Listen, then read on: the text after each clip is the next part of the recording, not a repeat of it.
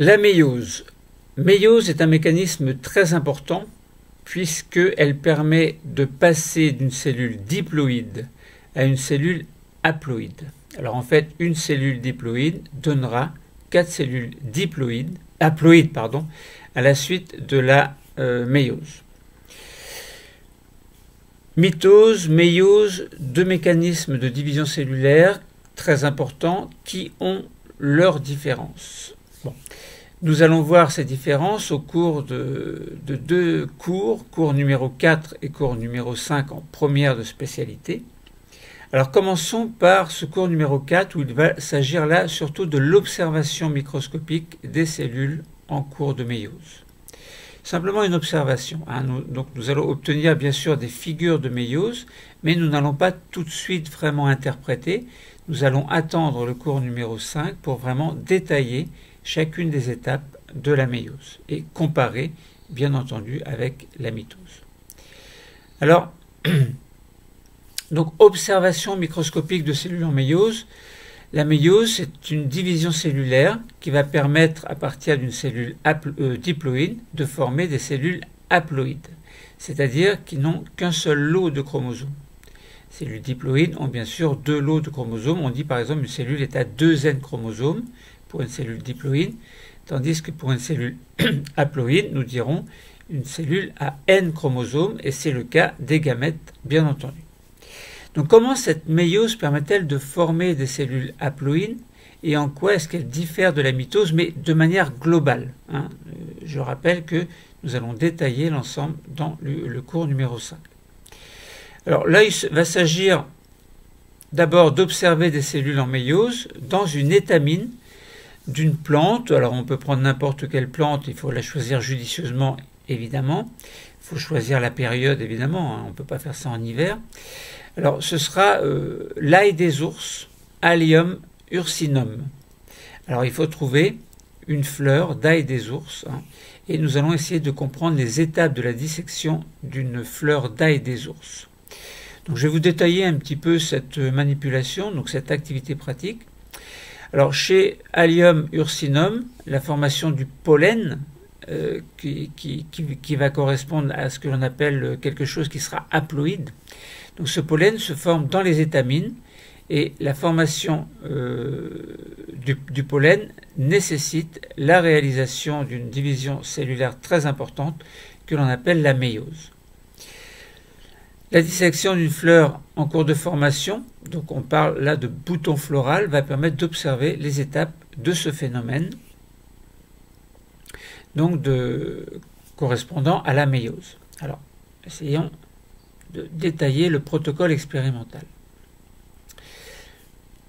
D'abord, il faut ouvrir l'inflorescence qui ne sera pas tout à fait mature d'un ail des ours, donc de Allium ursinum, et vous allez essayer de prélever à la pince. Alors faites-le sous une loupe, c'est préférable parce que la fleur elle est très petite, donc il faut vraiment prélever délicatement à la pince. Vous allez prélever 3 fleurs qui sont situées alors en bas, au milieu et en haut de cette inflorescence. Donc voilà. Pourquoi? Parce qu'on aura différentes étapes ou différentes possibilités.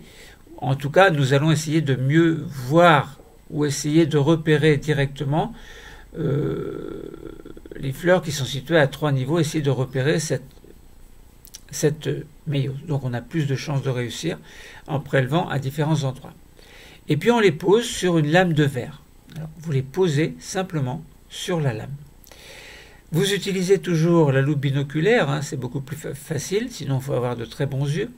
Et vous allez essayer de dégager les étamines en retirant tout ce qui ne servira pas, c'est-à-dire tout ce qui correspond aux autres pièces florales.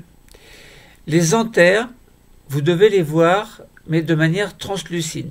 Alors si ce n'est pas translucide, alors prélevez sur d'autres fleurs qui seront à ce moment-là plus jeunes. Bon, si vous attendez, si les fleurs, si c'est pas translucide, ça veut dire que vous allez peut-être avoir du mal à bien observer les figures de méiose, pour X raisons. Donc pensez à ce que les anthères doivent être translucides.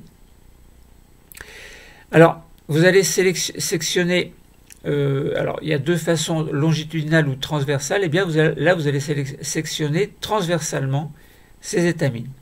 et déposer une goutte d'orcéine acétique, donc qui est un colorant.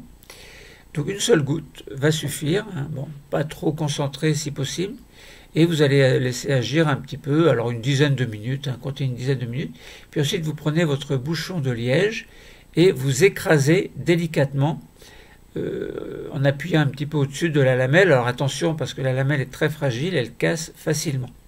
Alors si c'est le cas, simplement vous changez de lamelle. Hein, bon. Donc à l'aide d'un bouchon, vous appuyez sur la lamelle de manière à écraser ces étamines que vous avez sectionnées transversalement. Donc vous avez attendu 10 minutes et puis alors vous mettez des gants, puis vous épongez le surplus de colorant à l'aide d'un petit morceau de papier absorbant, du papier filtre ou un mouchoir par exemple absorbant. Et maintenant vous pouvez observer au microscope. Alors vous commencez par le faible grossissement et puis vous essayez de repérer des cellules dans un premier temps. C'est-à-dire, vous allez voir, ce sont des petits ronds avec quelque chose qui est plus ou moins violacé à l'intérieur. Eh bien, ce violacé, en fait, va correspondre au matériel génétique, c'est-à-dire au chromosome.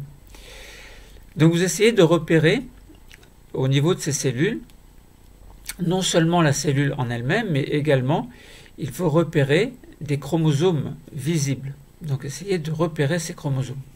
Donc pour ça, vous bougez un petit peu la lame, et puis ensuite, une fois que vous avez repéré les cellules, vous choisissez un endroit, et puis vous grossissez, vous passez au grossissement supérieur.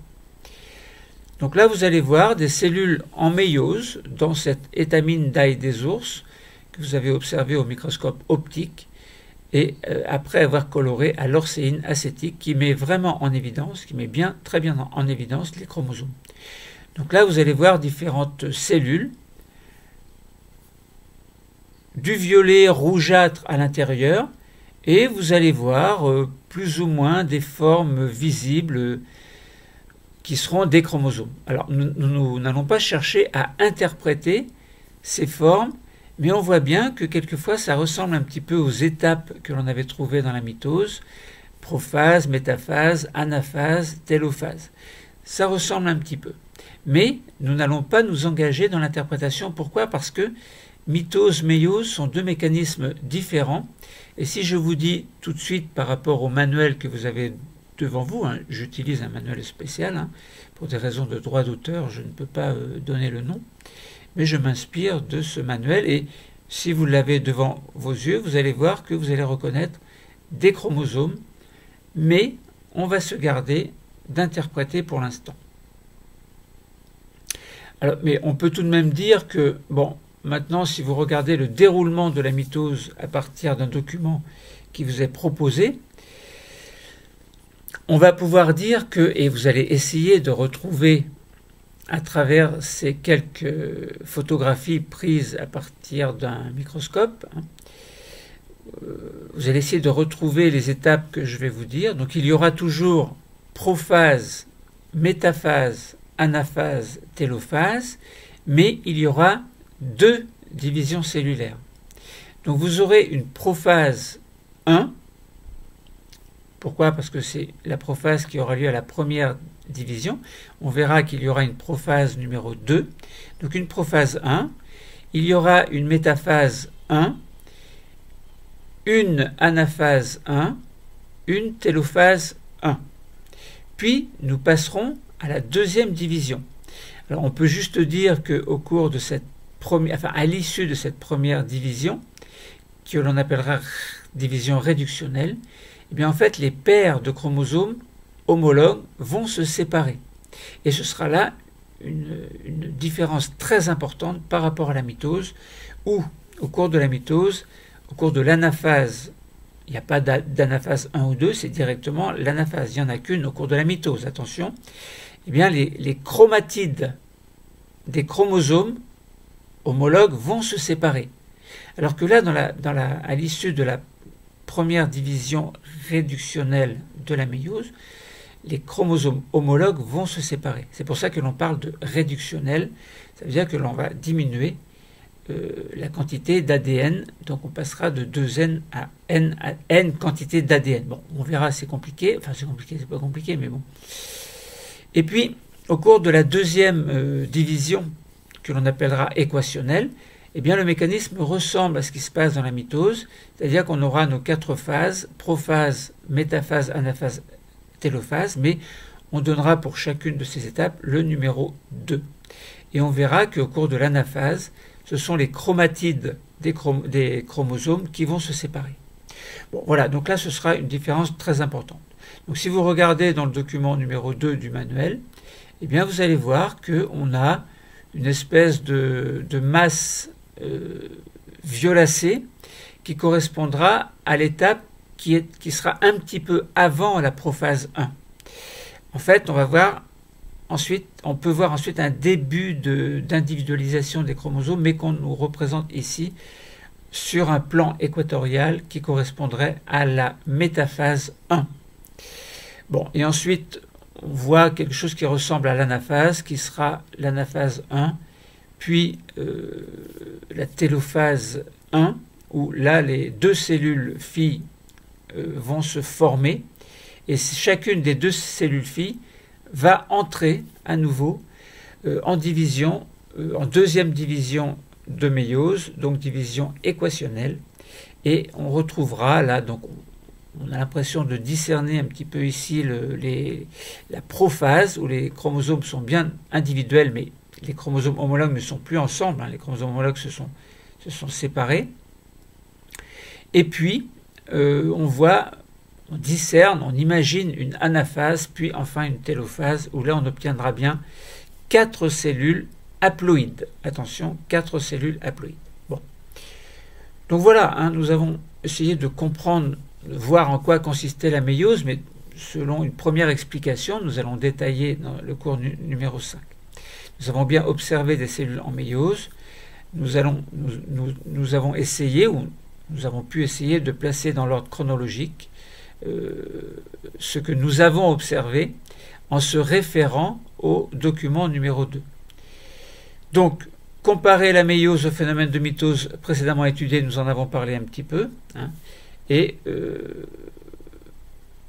donc on a pu expliquer comment les cellules passent d'un état diploïde à un état haploïde dans la fleur d'ail des ours, Allium ursinum.